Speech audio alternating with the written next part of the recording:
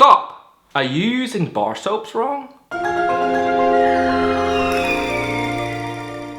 Now when it comes to washing dreadlocks, most people have two options. You can either go with a liquid shampoo or a solid bar soap. Now, I make no secret about, in general, preferring liquid shampoos over solid bar soaps, but there are certainly situations where a solid bar soap can be superior. Bar soaps are much easier to travel with, and bar soaps also usually carry a much smaller upfront cost. However, a lot of people have had rather negative experiences with trying to use bar soaps on dreadlocks, with excessive residue buildup being one of the most common complaints. Now, while certainly there will be a lot of bar soaps out there that just provide subpar results and are especially prone to residue buildup, I have found that one of the reasons that a lot of people are having these negative experiences is down to the way that they are using the bar soap. Generally, you're going to get residue in your dreadlocks for one of two reasons.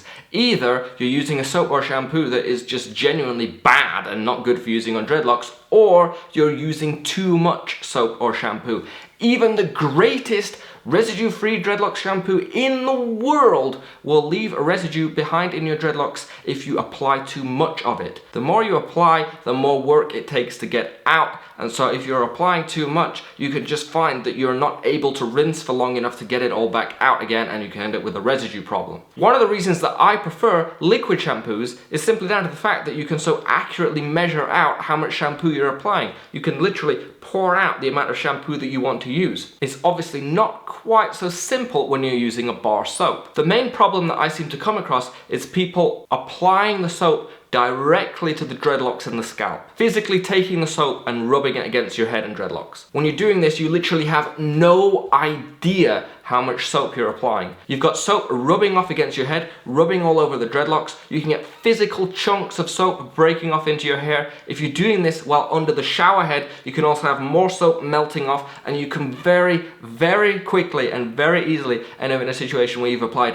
way too much soap. So even if the formulation of your soap, its ingredients and everything about it are fantastic, it could be the greatest residue-free dreadlock soap in the world, but if you're applying way too much, you're gonna have bad experiences. You really do not need a huge quantity of soap to wash your scalp and clean your dreadlocks. With a liquid equivalent, with a liquid dreadlock shampoo, I use only a teaspoon, if that, of shampoo per wash. It's really not all that much. If you're using a bar soap in this manner, you can very easily end up applying way too much soap, and residue can very quickly become a serious issue. I would alternatively recommend a different way of using a bar soap and applying that soap to the dreadlocks. I hesitate to say that this is the correct way because I also know of several other ways in which people alternatively use bar soaps, but this is the way that I use, and this is the way that I've had the best success with using bar soaps with my dreadlocks. Instead of rubbing the soap directly onto the dreadlocks,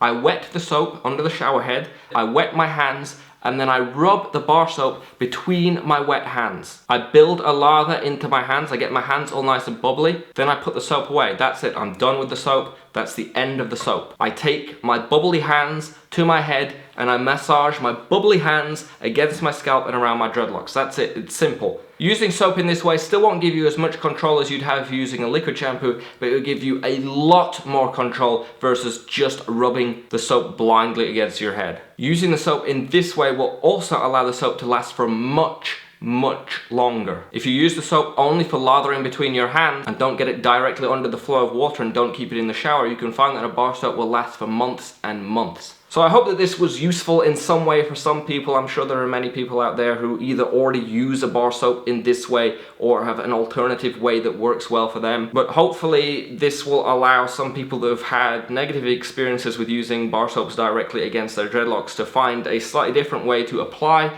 bar soaps that will allow them to sort of expand their options when it comes to dreadlock soaps and shampoos. It will allow bar soaps to again become an option for them, because as I said at the start, there are definitely some situations where a bar soap is going to be the superior option. If you have any questions, comments or queries regarding dreadlock soaps, shampoos, washing dreadlocks or dreadlocks in general, you can leave them down in the comment section below. If you found this video helpful, useful, informative, entertaining, anything positive, all likes are appreciated. If you'd like to see more videos from myself in the future, you can of course subscribe, and all my stuff is available on lazydreads.com. I'd like to thank you guys for watching. Hope to see you again next time. Farewell!